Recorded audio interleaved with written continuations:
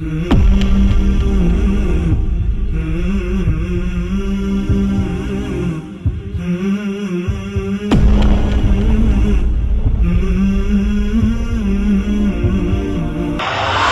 of a couple named Suhejla and Faruku, and they were married romantically. They loved each other very much.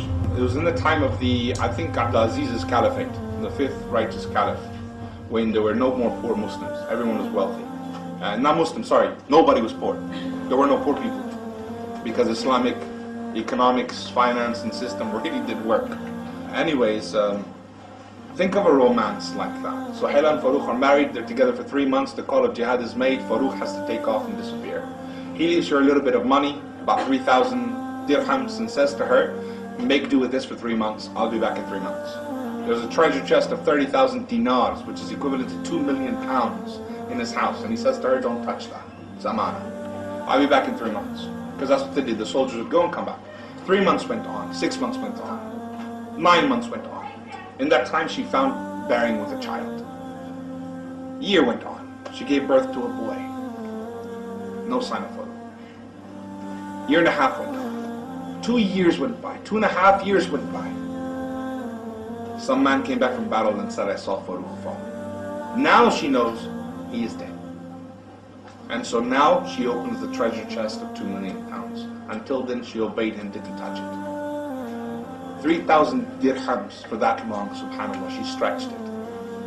30 years go by, she's looking after this boy, she's had a son, she's looking after him, she's paying for his education, she's getting him, looked after, etc. 30 years go by. Now we're in Medina, this happened in Medina. 30 years she's thinking of Faruku, he was such a great man, my great hero. He fought jihad, he was killed.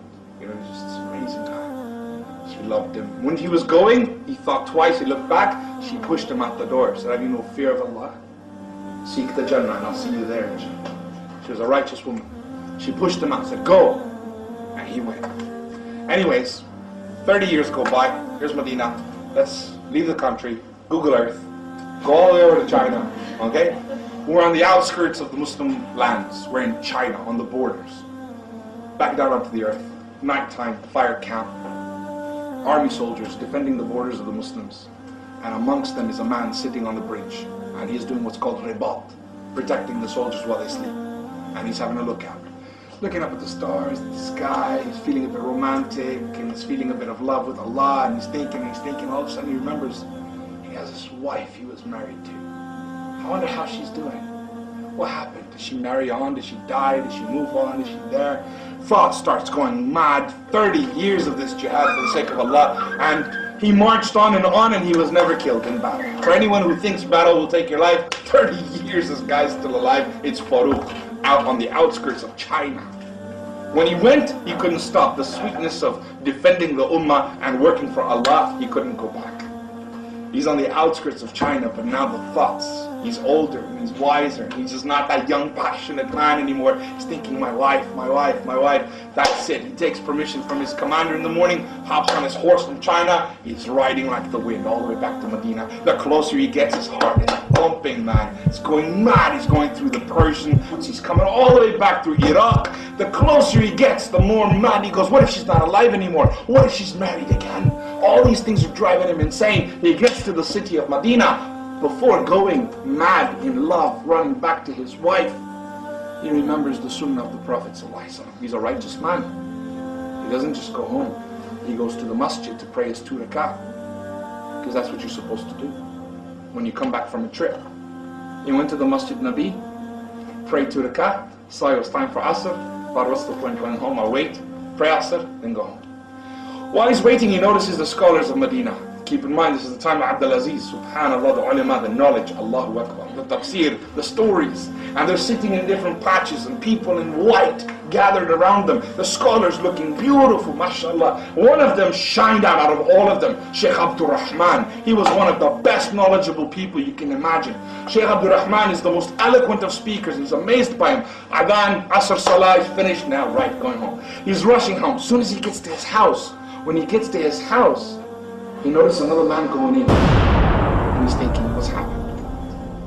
And he flips out. He's an Arab, he's got ghira, he's got jealousy. He said, hey! He goes to the man, he grabs him, This is my house, that's my house. They get into a fight. The city comes in, people gather around. They're like, hey, leave him alone, it's his house. And he's like, I am Faruku, this is my house. Inside the house is an old woman. And she's sitting there.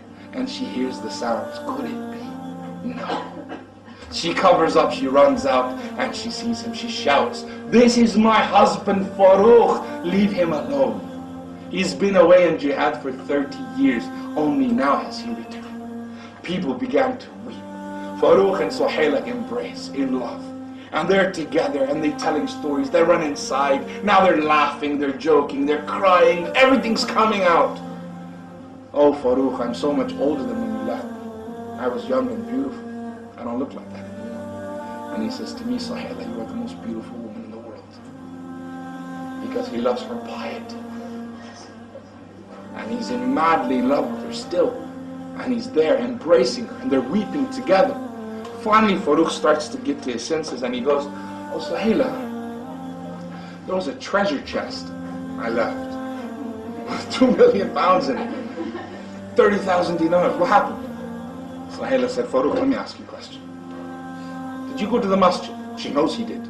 She's wise, they're pious, they're religious. It's the sunnah. Did you go to the masjid? You did. Yes, I did. Did you see anything? Amazing scholars. This time has changed. The knowledge of the deen, the way it's being spread. Did you see anyone in particular? One really stood out. What would you give to be that man? I would give anything to be that knowledgeable. Would you give 30,000 dinars for it? Yes, I would. My eyes closed, I would pay 2 million pounds. What if that was your son? And he said, even more. And he said, that's your son, Abdurrahman.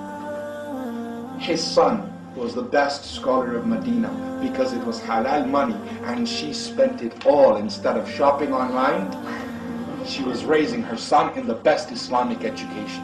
2 million pounds she spent in that time, that much money on his education. And today, what do we spend on Islam? Faruku and Suhejla, she said, that's your son. Faruku goes mad. He comes out the house screaming, oh, Sheikh Abdurrahman is my son. I am Faruku. And he's just dancing, you know, he's excited. Abdurrahman comes, they call him, they say, what? He says, I am his son. Where is he? And the man says, I'm Sheikh Abdurrahman. And when he sees him, he realizes the man he was fighting with in the beginning. He was going to his house. That was his son. And he hugs him and he embraces. And the city comes and sees this father jumping up for joy. My son is no ordinary boy. He is Sheikh Abdurrahman. And everyone starts to weep. Everyone is emotional with him. And one of the people that wept, that came to stop the arguing in the first place, was the great Imam Malik from the Maliki Madhab. What was he doing there? What was he doing there in that crowd? Imam Malik was the student of Sheikh Abdurrahman ibn Faruku.